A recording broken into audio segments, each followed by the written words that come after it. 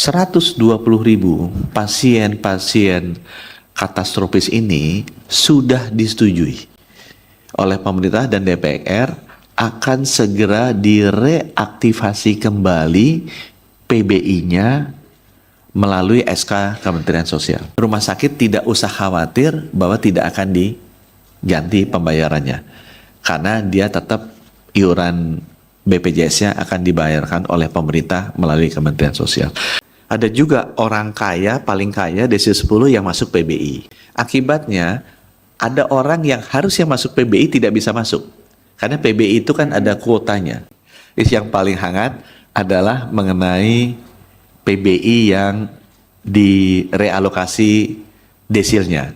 Sehingga saya rasa atas izin Ibu Pimpinan kalau boleh saya menjelaskan dulu hasil meetingnya kemarin agar seluruh anggota Komisi 9 kan tidak hadir semua pada saat meeting yang kemarin, dan juga publik di atas bisa memahami keputusan yang dibikin bersama antara DPR dan pemerintah.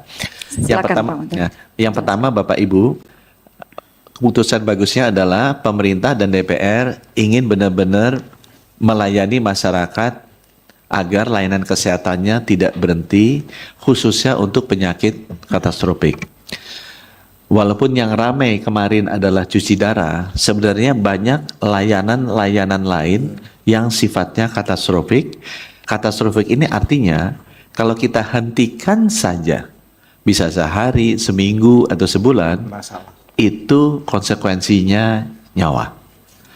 Nah, kita sudah mengidentifikasi Kementerian Kesehatan dan BPJS yang datanya mudah-mudahan direkonsiliasi cepat dengan Kemensos ya Pak Ali Gufron ya. Ada 120.000 hasil catatan saya dengan BPJS, orang-orang yang mengalami penyakit katastrofik yang berubah desil PBI-nya sehingga keluar dari status PBI. Salah satunya sekitar 20 ribuan ini adalah pasien cuci darah. Tapi ada juga puluhan ribu yang pasien stroke dan jantung. Ini kan yang setiap hari harus minum obat, kemudian ada treatment-treatment yang tidak boleh berhenti. Ada juga puluhan ribu pasien kanker. Karena kita pahami kemoterapi itu kalau jalan juga kan jangka panjang dan seminggu pasti ada sekali atau 2 kali mesti dilakukan. Itu juga tidak boleh berhenti. Pasien kanker yang sedang menjalani radioterapi, yang kadang-kadang harus setiap hari jalan, tergantung dari siklusnya, cycle-nya, itu juga tidak boleh berhenti. Anak-anak kita yang terkena talasemia, yang harus selalu transfusi darah, itu kalau berhenti juga bisa mengakibatkan fatalitas. Nah, 120.000 pasien-pasien katastrofis ini sudah disetujui oleh pemerintah dan DPR akan segera direaktivasi kembali PBI-nya melalui SK Kementerian Sosial. Sehingga dengan demikian mereka akan langsung tetap bisa datang ke seluruh fasilitas kesehatan dan bisa menerima layanannya dan fasilitas kesehatannya dibayari oleh pemerintah. Di Kemenkes sendiri kita sudah bertindak cepat. Pagi ini ya, hari ini, apa sudah keluar ya Pak Ajay? Hari ini kita sudah mengeluarkan surat ke seluruh rumah sakit bahwa untuk layanan-layanan katastrofis yang BPJS keluarkan 120.000 bagi peserta PBI yang kemudian pindah keluar dari PBI itu harus dilayani. Jadi kita keluarkan suratnya hari ini. Sekarang saya pribadi sudah minta Pak Sekjennya, saya juga sekarang sedang meeting agar Kemensos kalau bisa mengeluarkan juga SK Kemensos agar orang-orang yang 120.000 pasien katastrofis ini rumah sakit tidak usah khawatir bahwa tidak akan diganti pembayarannya, karena dia tetap iuran BPJS-nya akan dibayarkan oleh pemerintah melalui Kementerian Sosial.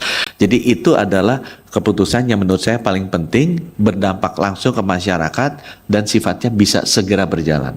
Karena kami di Kementerian Kesehatan saya rasa sama seperti Komisi 9, fokus kita nggak mau layanan kesehatan terutama bagi masyarakat kita yang beresiko wafat ini berhenti sehari pun.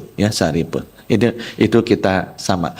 Memang ada keputusan lain yang saya perlu jelaskan bahwa BPS dan Kementerian Sosial melihat bahwa ada data-data PBI yang masih kurang tepat, yang sebenarnya masuk di desil 10, 9, dan itu saya bisa, kalau boleh ditampilkan presentasi saya halaman 8 ya. Halaman 8 coba Bapak Ibu. Next slide aja. Halaman 8 coba. Nah, jadi memang dari data yang sudah di clean up kemarin Bapak Ibu lihat, ada juga orang kaya, paling kaya desil 10 yang masuk PBI. Nah, data ini masih ada. Nah, kalau orang kaya yang 10 itu masuk PBI, misalnya di situ ada datanya berapa? 1.824 orang desil terkaya mendapatkan PBI. Akibatnya, ada orang yang harusnya masuk PBI tidak bisa masuk. Karena PBI itu kan ada kuotanya. Sekitar 96,8 juta. Itu sebabnya kenapa dalam 3 bulan ke depan, keputusan yang kedua adalah BPJS, BPS, Biro Pusat Statistik, Kementerian Sosial, dan pemerintah daerah harus melakukan rekonsiliasi data dari 11 juta data PBI yang berpindah.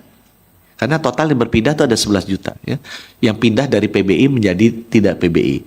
Supaya desil-desil yang tinggi ini jangan masuk ke sana. Karena masih ada lagi desil 1 sampai 5 yang belum bisa masuk ke PBI. Nah, itu kita akan rapikan.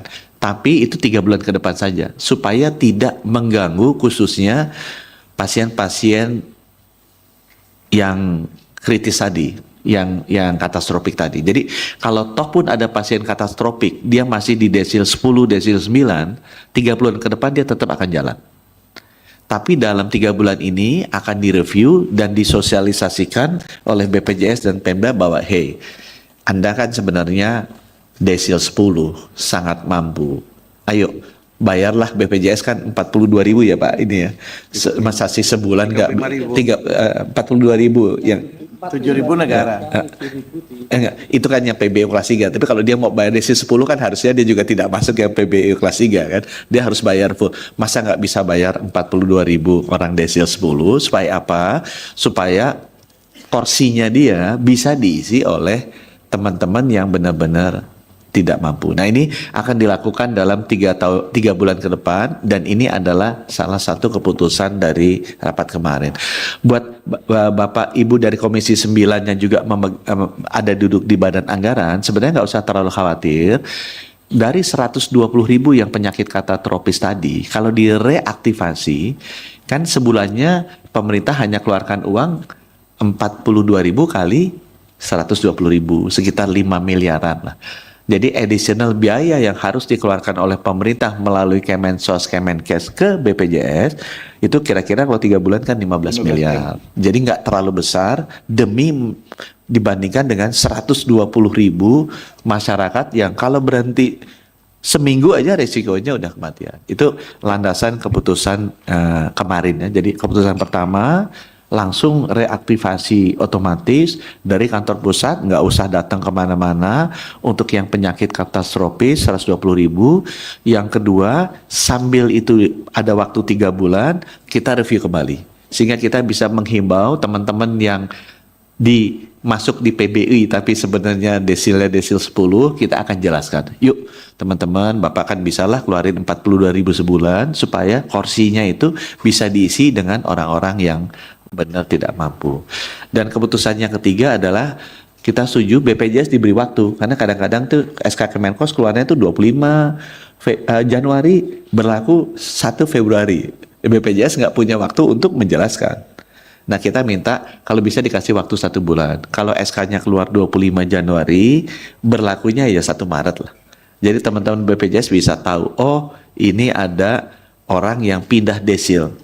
Para yang pindah desil ini perlu dikomunikasi, perlu disosialisasi, mungkin juga bisa salah. Ya kitanya atau pemerintah daerah, Kemenkos bisa salah melihat, nah itu bisa kita reaktivasi kembali. Jadi punya waktu yang cukup untuk melakukan itu. Memang saya memberikan background juga ke Bapak Ibu, dulunya memang 3 bulan. Kenapa dirubah jadi sebulan? Karena ada temuan dari BPK. Waktu dilihat, Pak, ini surat 25 Januari, yang orang ini harusnya keluar dari PBI. Kalau Bapak baru reaktivasi Maret, artinya Februari ini Bapak bayarnya salah. Karena orang ini bisa aja meninggal, bisa aja di DC 10, kok masih dibayarin. Nanti biasanya nanti Kemenkes disuruh narik uangnya kembali dari BPJS tuh. BPJS narik uangnya kembali dari rumah sakit sehingga akibatnya rame. Nah itu yang nanti kita akan bicarakan dengan BPK, kalau boleh yang masa transisi ini jangan melihat ini sebagai suatu kesalahan administratif, karena ini diperlukan untuk melakukan komunikasi sosialisasi ke masyarakat.